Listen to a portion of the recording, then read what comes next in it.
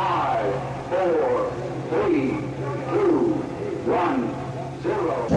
Disfruta con Víctor Alvarado y su equipo de lo mejor del cine. Directo a las estrellas.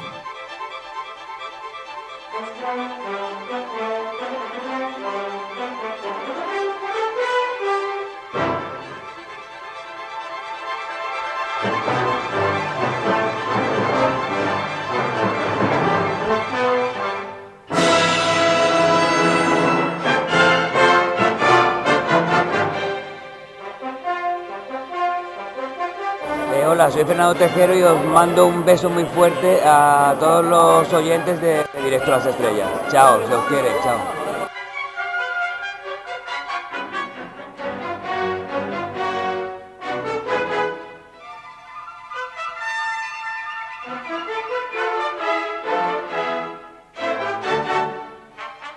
Hacía años, no, décadas, que estaba esperando la oportunidad de hablar de la creación más famosa de Jack Cole, Plastic Man, que estoy convencido de que fue fuente de inspiración o de plagio para posteriores creaciones, por ejemplo, del universo Marvel y su heraldo, Stan Lee, pues las presentaciones de cada uno de los episodios tienen la gracia y el encanto de esas primeras historietas de los años 60 de Marvel. Por ejemplo, hay una viñeta que dice lo siguiente, rompiendo la cuarta pared. Hola amigos, veo muchas caras entre los lectores habituales, así que nos vamos presentando. Y es que DC creó un personaje como Plastic Man en 1941, casi a la par con Wonder Woman, precisamente 2 meses antes de que lo hiciera, de que debutara la Mujer Maravilla.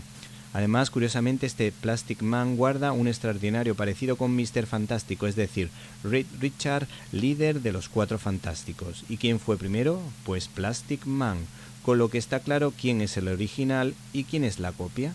Además, Elastic Girl de Los Increíbles de Pixar lleva, casualidades las justas, el mismo traje que Plastic Man, y no solo el mismo traje, sino que utiliza los mismos poderes, como vemos en la aventura Los Ladrones Unidos de América de este integral, donde vemos a este héroe de goma que se convierte en ala delta tal y como lo hace Elastic Girl en la primera entrega de Los Increíbles. Taratatara, taratatara. Y es que también hay guiños a villanos que se disfrazan como en la serie Scooby-Doo. ¿Y quién fue primero? Plastic Man. El caso es que Panini edita un integral titulado DC Finest Plastic Man, el origen de Plastic Man, en el que vemos el trabajo de Jack Cole con un aire al espíritu de Will Eisner, porque trabajó en su empresa y de hecho hasta los titulares en mayúscula y 3D y los dibujos cercanos al cartoon guardan un extraordinario parecido, aunque quizá peor definidos que Will Eisner, que era el auténtico maestro de maestros. Un Will Eisner que hizo incluso una serie de televisión para que los niños amasen la literatura a través de sus dibujos. El caso es que hay una portada en este recopilatorio que vemos que sufrió un recorte, pero ese recorte deja entrever unas manos que se parecen muchísimo a las de Spirit de Will Eisner, lo que no deja lugar a dudas. Otro detalle curioso es lo que vemos en la historieta titulada El caso Cíclope, en el que aparece un perro, el perro Cerbero mítico de la mitología grecolatina, donde vemos las 3 cabezas de Hitler, Mussolini y el emperador de Japón, relacionándolo un poco con la Segunda Guerra Mundial, pues estaban en esa época en guerra, lo que recuerda también al cómic del Capitán América golpeando de un puñetazo a Adolf Hitler. Bueno, este dibujante tenía desde luego planos espectaculares y realmente sorprendentes, como uno en el que aparecen los coches en planos torcidos. En el capítulo 31, por ejemplo, vemos un curiosísimo plano muy cinematográfico, ya que al fondo vemos a un delincuente y la cámara, por decirlo de alguna manera, se encuadra, se pone debajo de las faldas de una chica para ver lo que está haciendo el asesino. Finalmente, la última curiosidad la encontramos en el arranque de este ejemplar, el número 1, el origen de Plastic Man. Pues vemos como un exvillano Pues en él vemos a un exvillano que lucha contra el crimen desde dentro, conociendo perfectamente a todos los mafiosos, gracias al impulso de un monje católico en el que convierte a Anguilla O'Brien en el gran héroe elástico. Y si te gustó este comentario, puedes suscribirte en nuestro canal de YouTube, Cine y Libertad.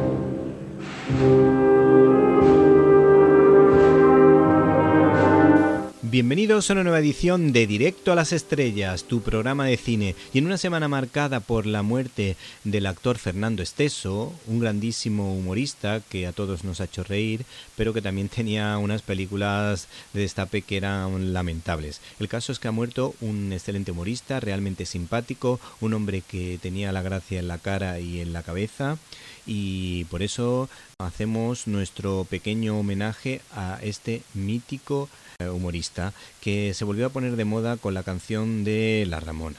El caso es que nosotros, por supuesto, nos vamos a centrar en los estrenos más importantes de esta semana, ya que les hablaremos de Primate, una cinta basada en una novela de Stephen King. También analizaremos la película Hellboy, recomendamos la película de Gemma Galgani de Óscar Parra, que está muy bien, pero también se estrenan películas de Isabel Coixet como Tres adioses o una cinta crítica con el presidente Saddam Hussein de una manera bastante peculiar en La tarta del presidente.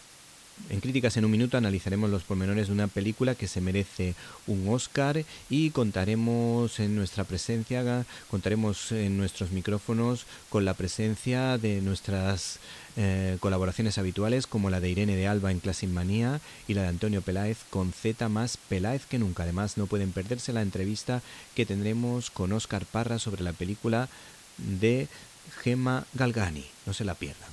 Para comentarios, dudas y sugerencias puedes escribirnos a info@cinelibertad.com. Y si no pudiste escucharnos en directo y quieres hacerlo en diferido, puedes hacerlo a través de nuestro canal de iVoox Cine y Libertad, al que nos gustaría que te suscribieras o nos apoyases económicamente si lo consideras oportuno.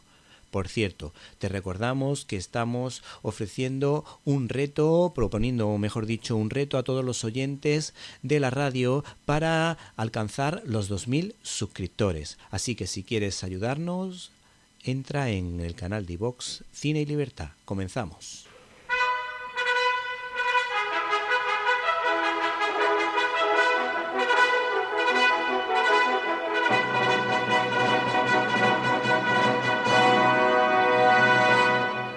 La cartelera.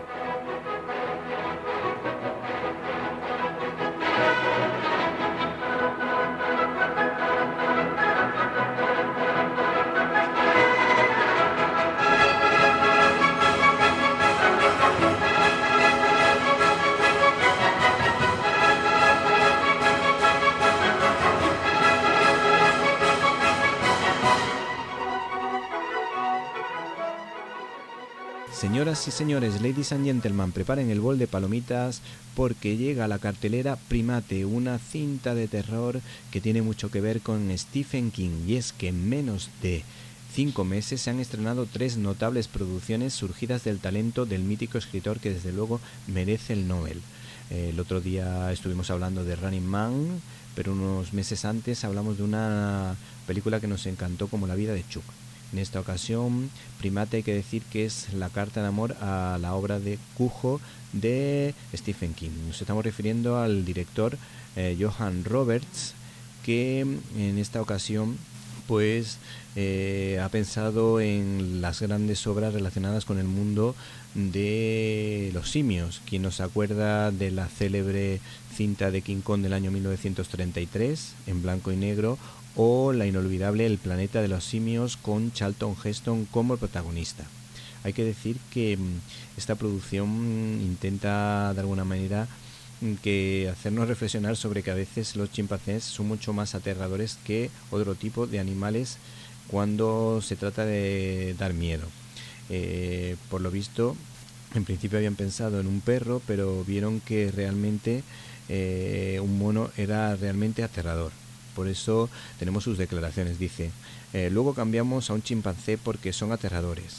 No me imagino por qué alguien querría tener a un animal así en su casa. Son seres muy cercanos a nosotros y eso hace que sean más inquietantes. Recuerdo ver de nuevo alguna que otra escena y dijo que le causó verdadero terror. Y eso que él es el director de esta historia. Este cineasta, hay que decir que contó como referente a John Carpenter, porque dice que los fuera de campo que aparecen en esas historias le parecen realmente inquietantes. Se trata de un director que para crear algunas escenas de terror, pensó que lo más conveniente era utilizar a un actor colombiano que les cautivó, Miguel Torres Umba, un hombre de 1,5 metros que les alucinó en el rodaje, y desde luego sus movimientos, sus gestos, sus extremidades fueron utilizados para la producción con el fin de aterrar a todos. Estás escuchando Directo a las Estrellas. Víctor Alvarado. El director de cine Óscar Parra de Carrizosa, el último en dirigir a la mítica Sala Montiel, opta por el cine religioso y nos ofrece una joya en tarro pequeño como los perfumes, titulada Gemma Galgani, con lo que podemos decir que el cine de cuota española es menos cuota que nunca porque funcionan a nivel independiente. Hay que decir que el director nos ofreció unas declaraciones muy jugosas y nos dice que es la historia de un espíritu rebelde más que solo la historia de una santa. Me interesaba explorar la fragilidad física frente a la fortaleza mental.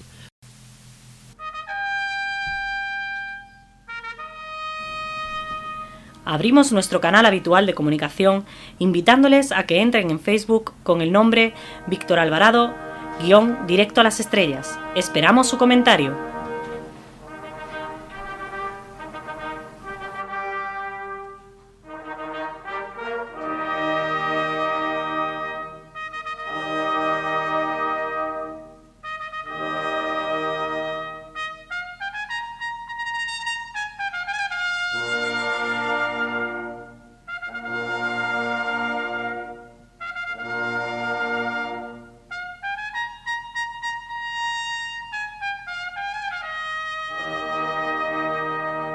Estás escuchando Directo a las Estrellas. Víctor Alvarado.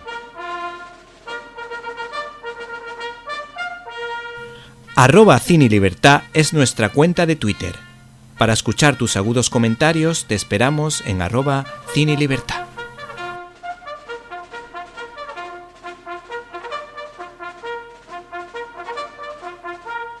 El dibujante y guionista Mike Mignola creó un personaje realmente peculiar, documentándose muy bien para crear un diablo bueno como Hellboy, que de alguna manera investigara todo lo relacionado con el folclore, la leyenda y los milagros en torno al cristianismo con cierto respeto. Guillermo del Toro remató la jugada con un díptico sobre este personaje, presentándolo al principio como un bebé al que se le cortan sus diabólicos cuernos.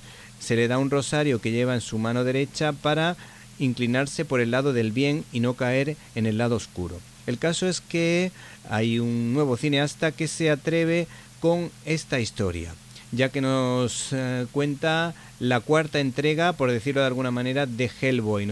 Nos estamos refiriendo a Hellboy, el hombre retorcido. Y el director en cuestión es Brian Taylor, muy relacionado con el cine de acción, que nos ofrece la segunda parte de la segunda saga de tan icónico personaje.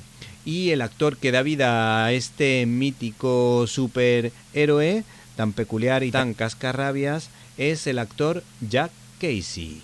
Y para los que se animen a ver esta historia, la cinta gira en torno a Hellboy y un agente novato del BPRD, que se quedan parados en los Apalaches rurales de los años 50 y allí descubren una pequeña comunidad embrujada liderada por el Hombre Torcido.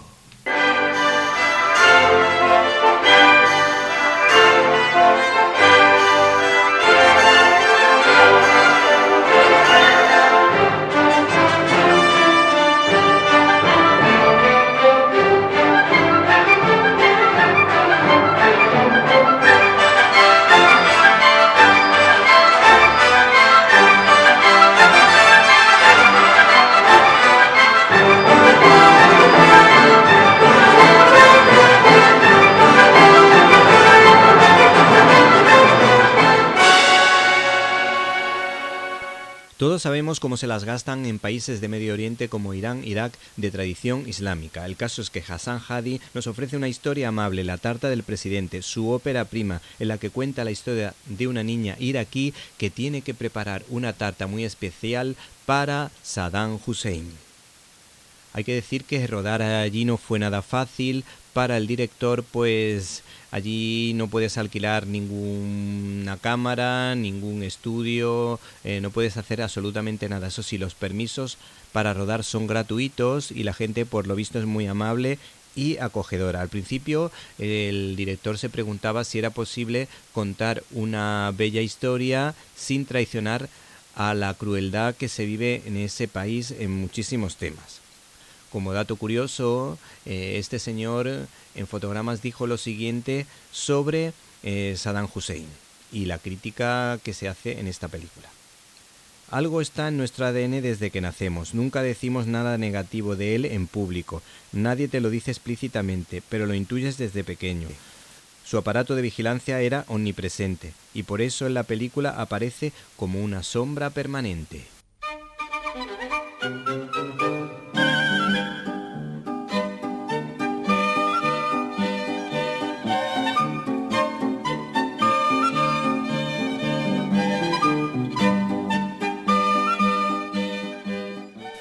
La cineasta Isabel Coixet nos ofrece la cinta Los Tres Adioses, que es una adaptación de Los Tres Cuencos, el último libro escrito por la italiana Micaela Murgia, antes de fallecer. En el reparto destacan dos actores, Álvaro Becher, que tiene nombre de perfume caro, y Elio Germano, que tiene nombre de cineasta italiano bastante sesudo. El caso es que a esta mujer, como siempre, le interesan los temas importantes, los temas que nos interesan a todos. Una mujer que se cayó del guindo del nacionalismo catalán hace unos años cuando le hicieron la puñeta en alguna que otra ocasión. El caso es que los temas que a ella siempre le han interesado han sido la soledad, la ausencia, la muerte y la búsqueda de la felicidad.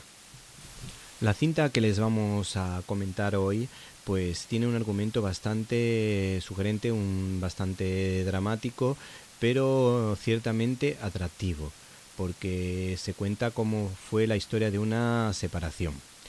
Y hemos encontrado una crítica súper interesante en la página web de Cine 21 que nos da a entender un poco en qué consiste el cine de esta mujer, de Isabel Coixet, y cuáles son las claves para entenderlo. Y es el siguiente. La realizadora vuelve a abordar la fragilidad de la vida y la enfermedad como experiencia transformadora. Temas presentes, por ejemplo, en la vida secreta de las palabras. No habla de trascendencia ni de búsqueda de un sentido a la existencia humana para su protagonista. La vida es un feliz accidente, sin embargo se aprecia una mirada vitalista y positiva que atraviesa el relato, invitando al espectador a disfrutar de los pequeños placeres cotidianos como comerse un helado. La emoción que provoca recuerda aquella escena de Las cosas que nunca te dije, en la que la protagonista, incapaz de encontrar un helado, rompía a llorar, uno de los momentos más memorables de la cineasta catalana.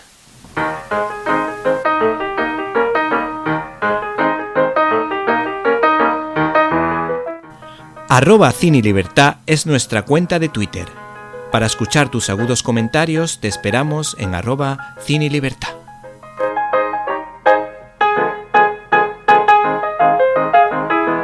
Y si te gustó este comentario, puedes suscribirte en nuestro canal de YouTube Cine y Libertad.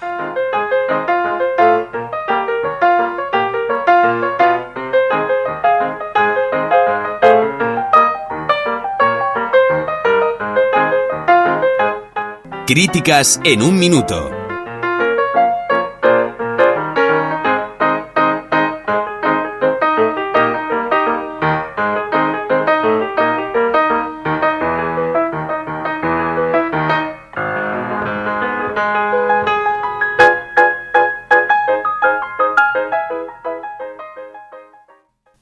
Fundación Edelvives patrocina este espacio cultural. Entre mis favoritas para ganar el Oscar, a mi juicio deberían estar Hamnet de Chloe Zhao y por supuestísimo Marty Supreme, pues ambas ofrecen lo que se espera de Hollywood, es decir, buenas películas basadas en sólidos guiones y con un nivel de producción altísimo. Marty Supreme cumple con esa premisa de entretener y hacer pensar al espectador. La fe, la ética y los valores de los superhéroes. Un libro perfecto para dar la batalla cultural con una sonrisa.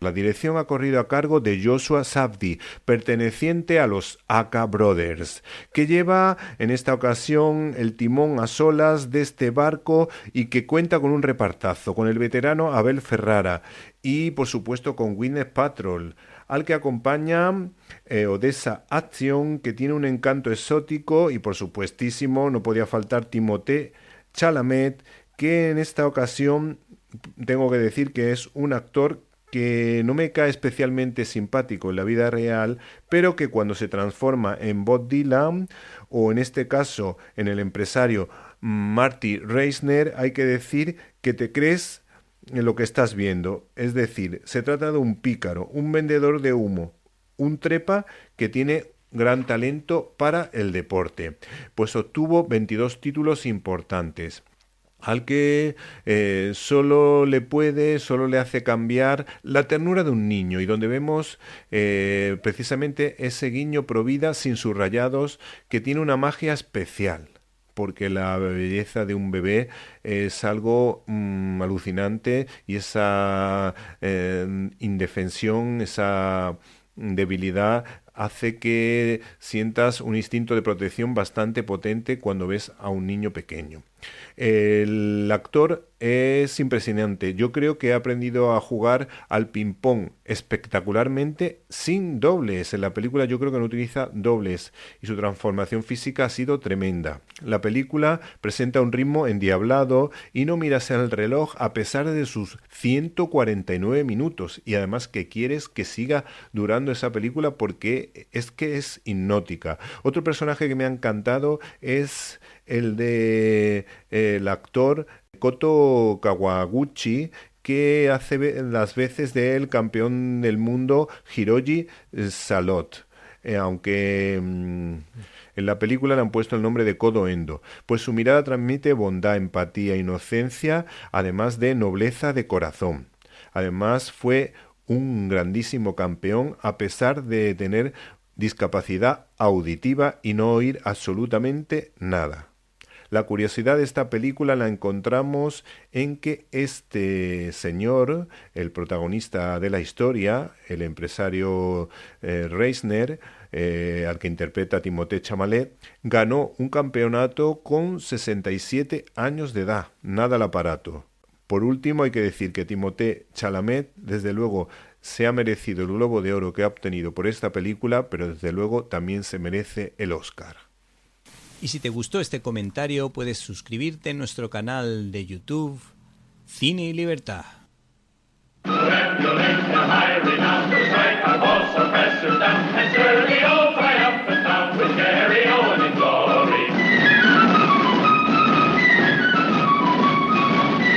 Storyboard.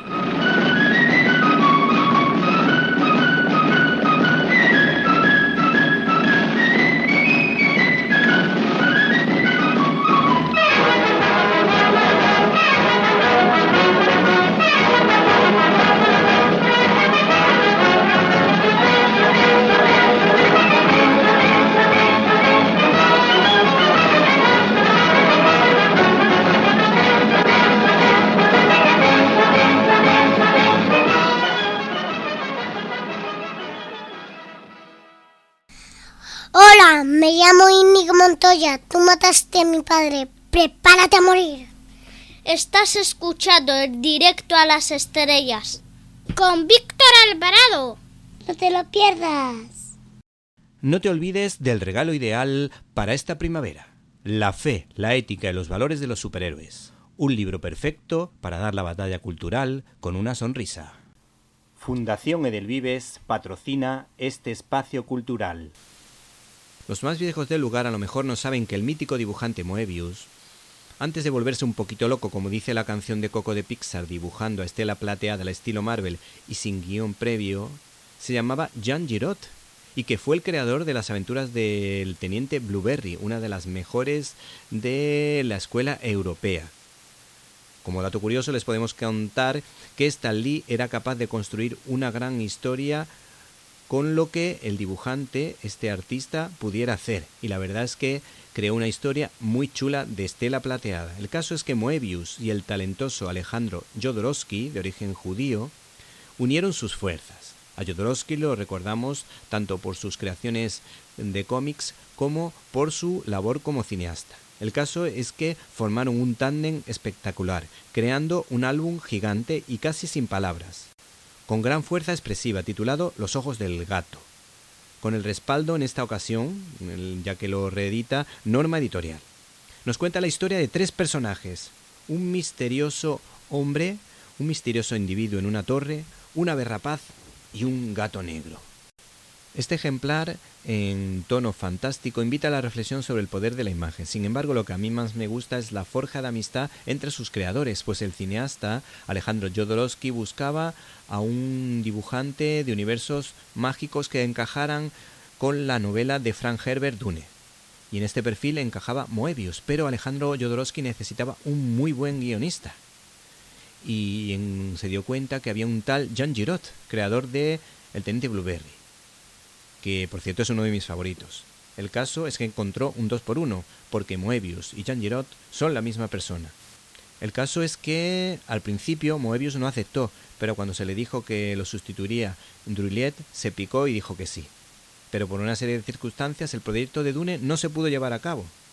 Pero estos dos se hicieron amigos y crearon el cómic Los ojos de gato, que pudo leerse de forma gratuita. Pero hay que decir que en segunda mano estas obras se vendían a 300 euros y por lo visto también existía una edición pirata. El cineasta Jodorowsky, por lo visto, iba y venía cada vez que este hombre hacía una página. Conducía 100 kilómetros nada más y nada menos que para ver cómo iba quedando cada una de las páginas que iba haciendo, pues cada día hacía una. El caso es que este hombre se recorrió nada más y nada menos que 2.500 kilómetros solo para disfrutar de la obra del célebre dibujante Moebius. Y si te gustó este comentario, puedes suscribirte en nuestro canal de YouTube Cine y Libertad. Abrimos nuestro canal habitual de comunicación invitándoles a que entren en Facebook con el nombre Víctor Alvarado _Directo a las Estrellas. Esperamos su comentario.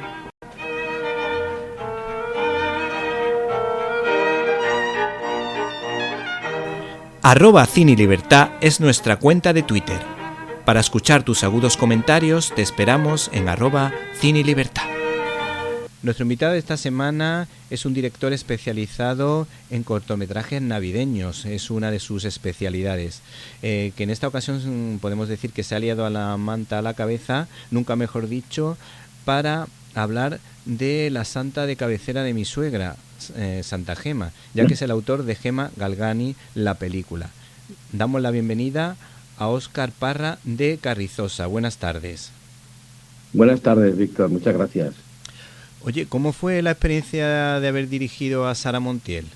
Bueno, pues dirigir a Sara Montiel es casi un eufemismo, ¿no? Porque en realidad a doña Sara no había que dirigirla de ninguna manera. Ella solita se dirigía perfectamente y más fue la experiencia de tenerla en un plató más que dirigirla, porque como te digo, dirigir a Sara pues es algo casi imposible. Ella era muy disciplinada, eso es cierto, pero bueno, estás delante de una estrella, como no ha habido otra en el cine español, y sabe muy bien lo que tiene que hacer, sabe muy bien incluso los ángulos de cámara, en fin, era más bien estar con Sara en el plató, más que dirigirla, estar con Sara y disfrutar de ella, o sea, fue una de las mejores experiencias de mi vida.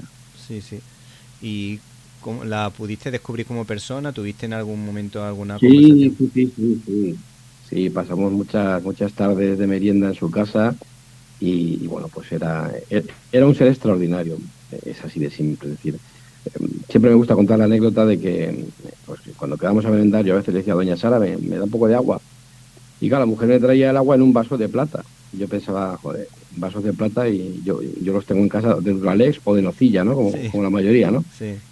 Y al cabo de ya de muchos meses de visitas y tal, pues ya me dijo, hijo mío, ve tú y ponte el agua.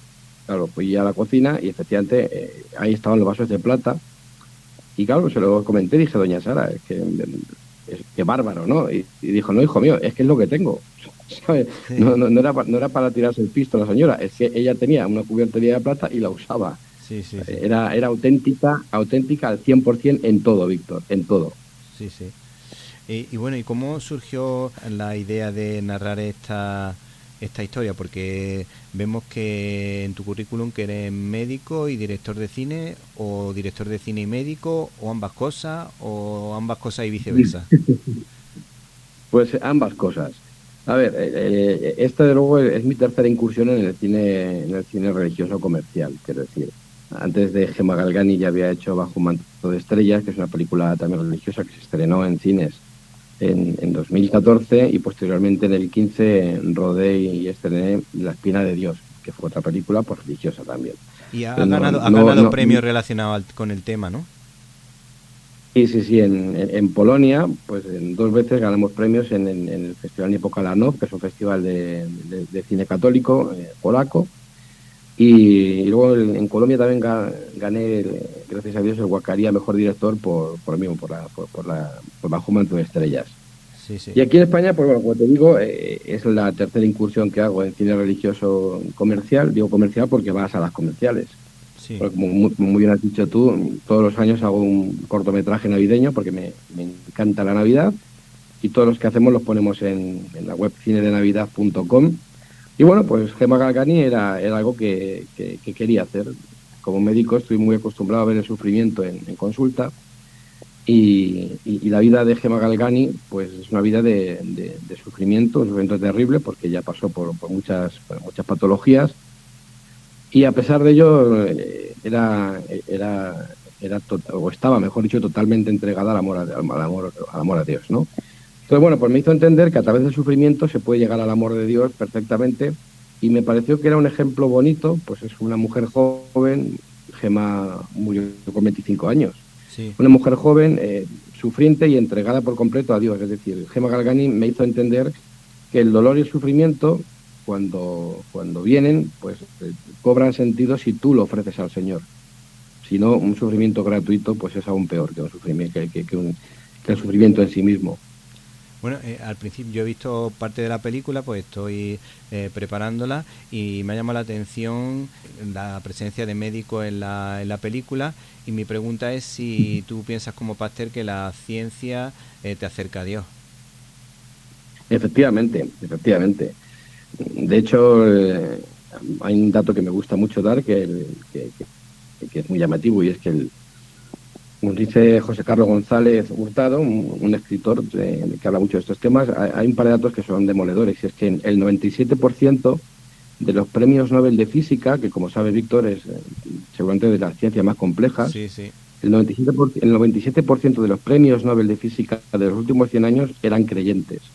Es decir, lo complicado es ser científico, ser de ciencias y no creer en Dios. Eso es lo que es complejo realmente. O sea, Sí, bueno, en relación la a lo ciencia, que... la medicina en concreto te acerca a Dios. Dime, Víctor. Sí, que de hecho el famoso padre Carreira, que estuvo asesorando incluso a la NASA y todo, decía que a través de la física cuántica era posible la resurrección. Sí, y como te digo, o sea, yo a veces me encuentro con amigos que amablemente pues me dicen, bueno, yo es que más que creer en Dios soy más partidario del Big Bang. Y yo siempre les contesto, digo, pues me alegra mucho que me digas esto, porque primero el Big Bang ya no es una teoría, ya es un hecho científico que lo que demuestra es que el universo tuvo un inicio, y por tanto si tuvo un inicio, tuvo un iniciador. Es más, la teoría del Big Bang la definió el padre Lemaitre, un cura católico. Y hay mucha gente que se queda sorprendidísima con este dato. Sí, porque es que además era astrofísico. O sea, la ciencia te lleva a Dios sin ninguna duda, y para mí, pues como médico, es algo casi irrefutable. Bueno, ¿y qué es lo que más te ha llamado la atención de esta mujer? Así que detalle dirías tú, este fue el que me cautivó para decir, esta película la llevo adelante. Pues el hecho de que es una de las últimas místicas de Dios, es decir, el misticismo es una parte digamos, de la relación con Dios que cuesta mucho entender, ¿no? Los estigmas, ese ofrecimiento a Dios tan incondicional y, como te dije al principio, sobre todo el sufrimiento de Gemma, ¿no? Que es una chica de un pequeño pueblo de Italia, que viene de una familia acomodada y de la noche a la mañana, pues avatares de la vida, se queda huérfana por completo de padre y madre y pasa de una vida normal bien, a una vida absolutamente miserable, ¿no? Sí. Y en todos esos avatares ella no ceja en su amor a Dios, es más, le acerca más a Dios. Pues, me llamó la atención sobre todo esto, ¿no? Como dentro del dolor, dentro del sufrimiento, Gemma Galgani era capaz de acercarse todavía más a Dios, ¿no? Que es un poco lo contrario a lo que pasa muchas veces en nuestro mundo, ¿no? Que alguien tiene un revés de la vida y empieza a dudar de Dios y tal. Bueno, pues Gemma es el ejemplo de que justo haciendo lo contrario llegas a Dios. Sí, a mí me ha costado decirlo en italiano porque estoy acostumbrado a que mi suegra, que además guarda un parecido con ella muy grande, incluso en fechas de su vida, llamarla Gemma, porque me resulta más fácil, además siempre la he escuchado como aquí en España como Santa Gema. Sí, es Gemma, claro. Sí. Gemma, claro. Bueno, pues en su idioma lengua original obviamente es Gemma Galgani, pero sí, Gemma da igual. Y a mí la película me da la impresión de que ha sido creada con esfuerzo, sin el respaldo de grandes productoras, lo que tiene mucho mérito teniendo en cuenta lo que se mueve dentro del mundo del cine. Eso me da la impresión de que ha dado libertad. Además, has contado con un guionista que es amigo mío, José Luis Panero, que has trabajado con él para el guión. ¿Cómo habéis puesto de acuerdo para ir preparando la película? Bueno, lo primero que hicimos fue leernos las cartas de Santa Gema, su diario y sobre todo el libro del padre Germán de San Estanislao, que es el mejor libro que para mí hay sobre Santa Gema, que fue su confesor y su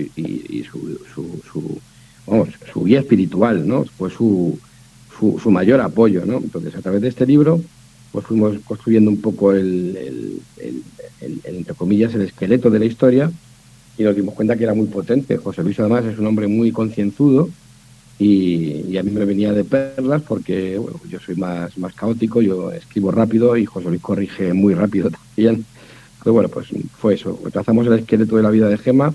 A fin de cuentas, pues murió muy pronto, como sabes, murió con 25 años y tampoco no fue una santa de grandes viajes. Es una santa que vivió casi recluida en su casa y eso pues juega mucho a favor de la producción, Víctor.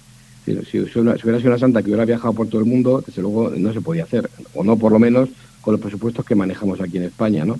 Sí. Pero al ser una santa que como te digo, vivió para adentro y vivió casi enclaustrada, pues todo lo que hubo que hacer es hacer una réplica prácticamente exacta de su habitación, que la hicieron maravillosamente bien en Cartagena, Laboratorio Cultural Cartagena, y poco más, y encontrar a la actriz, que fue lo que más nos costó, encontrar a la actriz que fue muy arduo, porque necesitamos un rostro muy parecido al de la santa, y que fuera capaz de transmitir con la mirada como transmite la santa desde sus fotos.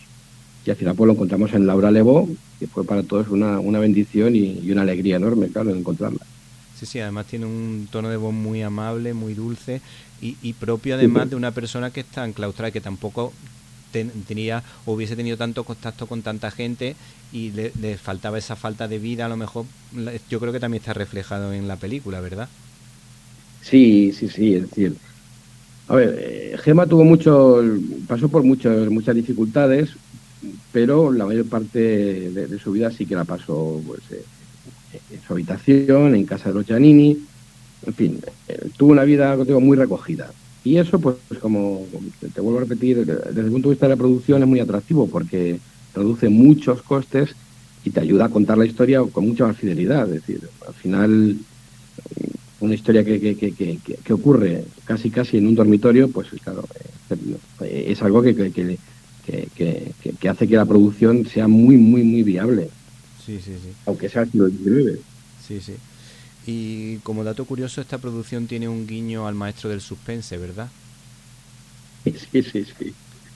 Sí, hicimos un pequeño homenaje tanto a Hitchcock como a mi buenísimo amigo José Luis Panero, autor de un libro sobre Hitchcock. Y bueno, me apeteció meter ahí un huevo de Pascua, ¿no?, que llaman los ingleses, ¿no? Un guiño tanto al maestro como a don José Luis. Bueno, y ya que se nos acaba el tiempo, nos gustaría saber tus referentes cinematográficos, y con esto pues concluimos esta entrevista, porque el tema es interesante, y vuestra película pues se estrena muy pronto, ya está en cartel, y nos gustaría que pues, nos contara un poquito de tu referente cinematográfico, y con eso terminamos. Pues mira, fundamentalmente mi director favorito de todos los tiempos es Luis García Berlanga. Luis García Berlanga, que como sabes rodaba en plano secuencia, sí. y era un señor muy divertido detrás de la pantalla, y no solo dirigiendo, sino en su vida particular, pues tuve la fortuna de conocerle. El cine de Berlanga obviamente es un cine muy distinto a lo que yo hago, sí. Pero sí hay algo que me enseñó y que he intentado aplicar en Gemma Galgani, ¿no? Y es la búsqueda más que del actor, del personaje. Es decir, hay actores que ya traen el personaje puesto a Víctor. Sí. Y en el caso de Laura Lebó era así. Laura ya es dulce per se, ya tiene una presencia física en pantalla apabullante, porque es una mujer bellísima, y eso hace que fuera mucho más sencillo rodar con ella, porque es verdad que Gemma Galgani también era guapísima, la sí, santa. Sí. Entonces, digamos que Laura Lebó ya traía de casa una serie de características típicas de Gemma Galgani, y me facilitó mucho el trabajo. Y eso es algo que Berlanga lo hacía muy bien. Él decía que buscaba personajes más que actores. Sí, la verdad que Berlanga, eso es lo que tú dices, los personajes los hacía, son inolvidables los personajes de Berlanga. A mí particularmente, yo diría, es verdad que me gusta como director, me parece un buen director, pero es que desde luego cuando tú lo escuchabas en la radio hablar y empezaba a contar anécdotas de cine de un lado y de otro, para mí ese era su punto más fuerte de todo, para mí era ese. Luego ser director de cine, pero el primero, contar anécdotas relacionadas con el mundo de la cultura y con el cine, porque lo hacía fabulosamente y era muy divertido y te lo pasabas muy bien escuchándolo. Sí, señor. Sí. Bueno, pues muchísimas gracias, Óscar. Estamos pendientes de tu película, Gemma Galgani, la película, así se dice. Galgani, sí. Eso es. Bueno, pues muchísimas gracias. Un saludo. A ti, Víctor, un abrazo grande. Chao.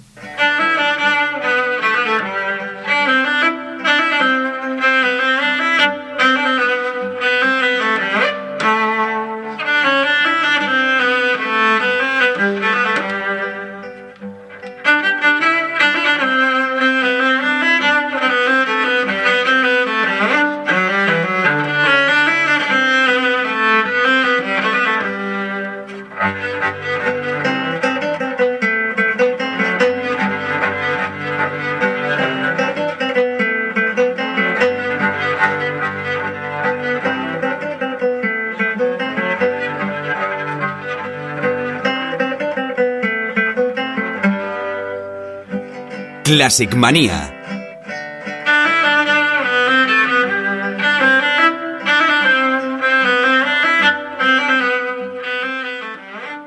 Oye, Irene, ¿qué haces vestida de hombre? Pues es que voy a hablar de Cabaret, que es una película estadounidense de 1972 del género musical, dirigida por Bob Fosse y protagonizada por Liza Minnelli, Michael York, Joel Grey en los papeles principales, y basada en la novela Adiós a Berlín de Christopher Isherwood. Fue ganadora de numerosos premios cinematográficos y preservada en el archivo de la Biblioteca del Congreso de los Estados Unidos. Muy bien, ¿qué es lo que cuenta? Pues en Berlín, en los años 30, el partido nazi gana el poder en una ciudad donde el amor, el baile y la música se mezclan en la vida nocturna del Kit Kat Club, un refugio mágico donde la joven Sally Bowles y el travieso maestro de ceremonias hacen olvidar lo triste de la vida. Bueno, hay que decir que esta película, Cabaret, fue la gran sorpresa de ese año, pues en ese año tuvo que competir con el ganador de la mejor película, del mejor actor a Marlon Brando y el mejor guión adaptado de la película El Padrino de Francis Ford Coppola. Así que ¿me puedes decir cuántos premios recibió Cabaret? Pues Cabaret ganó 8 premios Oscars: al mejor director para Bob Fosse, mejor actriz para Liza Minnelli, mejor actor secundario para Joel Grey y mejor música para John Kander y Ralph Burns. En el apartado técnico, los de mejor decorado, mejor montaje, mejor fotografía y mejor sonido. Y también ganó 7 premios BAFTA. ¿Y cuál es la noticia más triste de este largometraje? Pues la canción Tomorrow Belong to Me, una tradicional canción alemana cantada en la película por un miembro de las juventudes hitlerianas, ha sido adoptada por varios movimientos neonazis. Bueno, y ahora vamos con algo más divertido. A ver, tus fuentes o mis fuentes, ¿qué es lo que tienen que contarme? Pues mis fuentes tienen que contarte que Bob Fosse tuvo que contratar a Joel Grey en el papel de maestro de ceremonias, aunque no estaba en absoluto de acuerdo. El productor le hizo una oferta que no pudo rechazar: o le daba el papel o le despedían a él como director.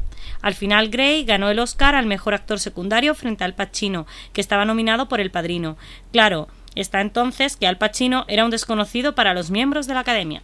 ¿Y con qué frase te quedas de este musical? Dejen sus problemas en la puerta. ¿Que la vida es complicada? Aquí dentro la vida es hermosa, las chicas son hermosas, hasta la orquesta es hermosa, hermosísima. Bueno, también necesito que me confirmes mis teorías del cine y el enchufismo. ¿Puedes hacerlo? Pues siempre puedo confirmar tus teorías sobre el enchufismo, porque están siempre a la orden del día. El padre de Liza Minnelli, el director de cine Vincent Minnelli, fue quien diseñó junto a su hija el maquillaje y el peinado del personaje Sally Bowles. Por último, me encuentro hoy muy cantarín, con muchas ganas de cantar. ¿Puedes decirme algo de las canciones de este cabaret? Pues la película cuenta con numerosos musicales intercalados en la acción, interpretados en el Kit Kat Club, el club sobre el que gira la historia. Los legendarios son los números de Liza Minnelli, Mein Herr, que canta sobre una silla, Maybe This Time, Money Money, que interpreta junto al maestro de ceremonias, y el inolvidable Cabaret, toda una declaración de principios. Oye, Irene, ¿qué te parece si nos animamos a cantar Money Money? Pues mejor lo cantas tú o lo escuchamos. Mejor lo escuchamos. Más vale. Hasta la semana que viene. Hasta la semana que viene. Queridos amigos de la radio, como sabéis he estado firmando en la Feria de Madrid, así que no puedes perderte mi libro La fe, la ética y los valores de los superhéroes. El libro ideal para dar la batalla cultural con una sonrisa. Fundación Edelvives patrocina este espacio cultural. Ahora, si les parece, conectamos con el planeta Radiocine para ver qué nos tiene preparado nuestro compañero, nuestra antena de plata, nuestro gran sabio del cine. Hola Antonio Peláez con Z, ¿estás por ahí? ¡Qué fuerte me parece!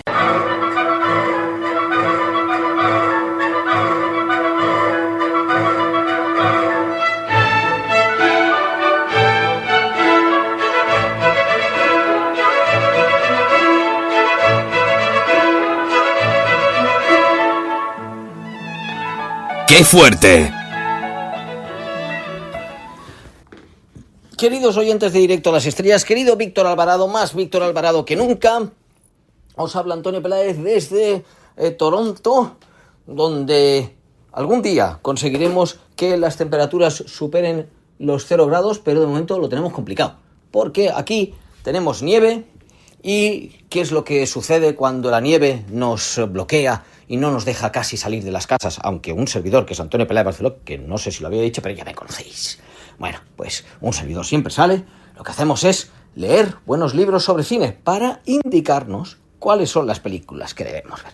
Y en este caso, aunque el libro es la segunda parte, es que esto es tan bueno, y además los autores son tan grandes, que es que esto hay que ponerse de rodillas. De hecho, claro, no lo veis, pero yo lo voy a decir. Me he puesto de rodillas un poco tipo caballero ante el mismo, y sobre todo comentar por qué creo que es necesario hablar de él, tanto en programas de cine como para los que disfrutamos realmente del cine en toda su variedad.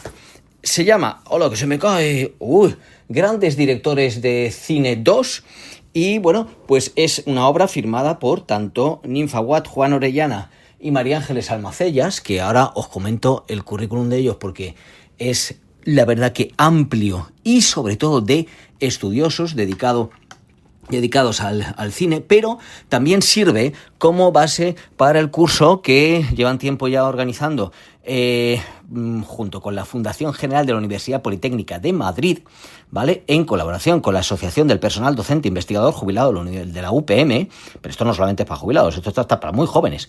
El curso se llama El arte de ver películas, Grandes Directores 2. ¿Qué es lo que sucede? Bueno, pues que por un lado tenemos ¿por qué nos va a curar este libro? Porque estamos hablando de unos autores que son doctores. Doctora en Filosofía y Ciencias de la Educación, María Ángeles Almacellas, doctora en Comunicación y licenciada en Periodismo y Filología Hispánica, Ninfa Watt, y doctor en Humanidades, licenciado en Filosofía. Yo creía que eras también director en Filosofía, Juan. Fíjate que Juan además ha sido mi director de tesis y yo creía que no me he enterado bien.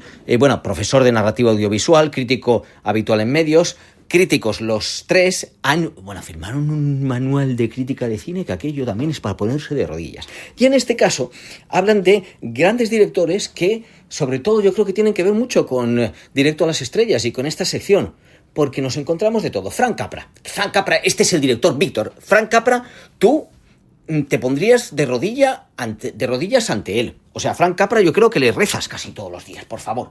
Frank Capra, además es que Frank Capra, la verdad, que es un director extraordinario.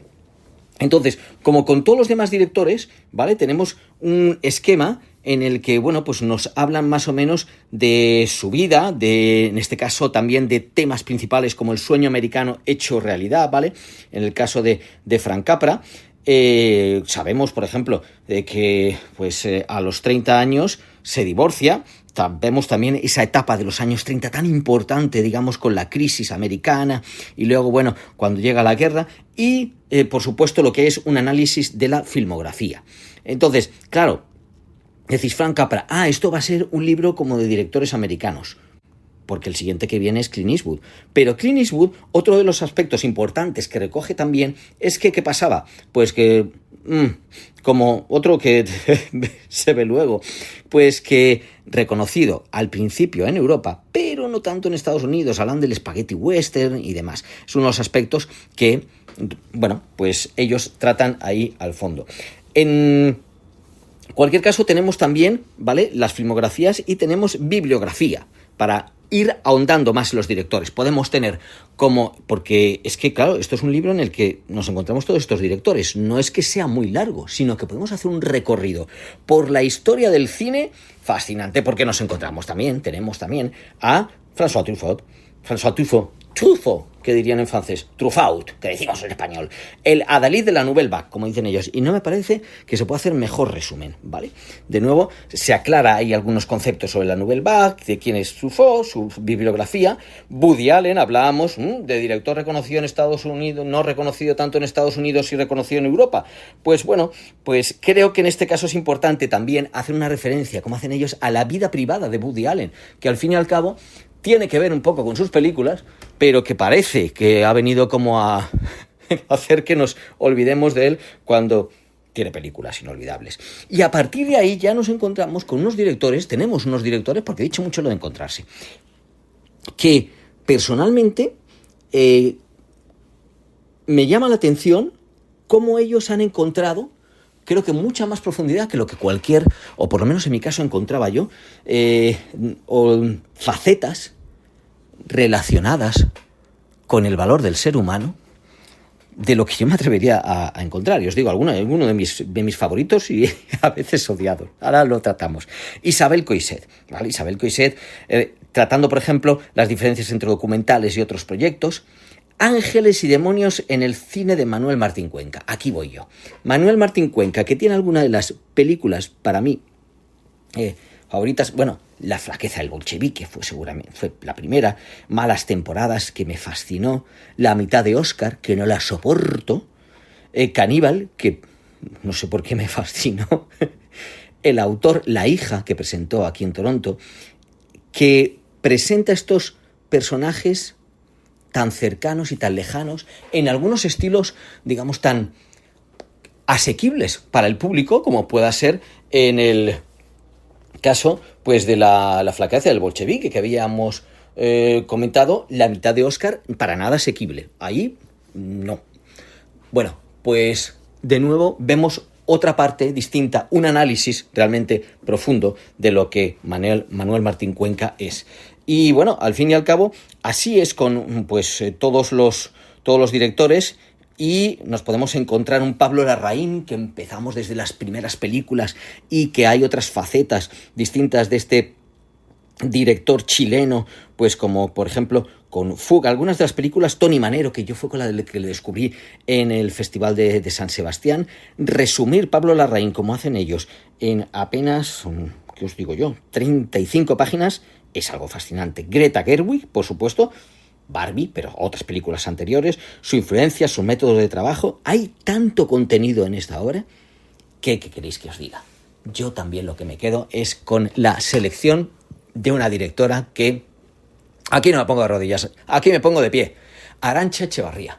La conocí sobre todo primeramente en el Festival de San Sebastián con Carmen y Lola. Ellos hablan incluso hasta del primer cortometraje, con lo cual el análisis es completísimo. Pero además es una directora que ha pasado también por comedias más populares, Políticamente Imperfectos, cómo disfruté esa película, ¿vale? Por Chinas, una película de nuevo en que encontramos más esa faceta de documental, como dicen, o desde luego por La Infiltrada, que es una magnífica obra. Entonces, ¿qué es lo que tenemos? Un libro completísimo en el que no solamente vamos a aprender cómo es el buen cine, sino cómo son de verdad los grandes directores, cómo son esas distintas facetas que en muchos casos otros críticos no nos dejarían ver, porque solamente tienen un enfoque, pero que en el caso de tanto Juan Orellana como María Ángeles Almacellas como Ninfa Watt, su enfoque es el ser humano. Y por eso es tan bueno y tan necesario este libro. Grandes Directores 2. Compradlo no una vez, sino 2 veces, como he hecho yo, claro que sí. Un saludo, un abrazo desde Toronto. ¿Cómo está la nieve? No cae nieve, no cae nieve. Ah, está bien, está bien. Vamos a darnos un paseo. Hasta la próxima. Bueno, llegó el momento de la despedida. Pero antes quiero agradecer el trabajo a todo el equipo de Directo a las Estrellas. Un abrazo para Antonio, Irene, Guadalupe, Jaime, Carlos y Javier, si los que hubiese sido imposible realizar este programa. Espero que usted, y también usted, o tal vez tú, hayas pasado un rato entretenido. Recibe un cordial saludo de Víctor Alvarado y hasta la semana que viene.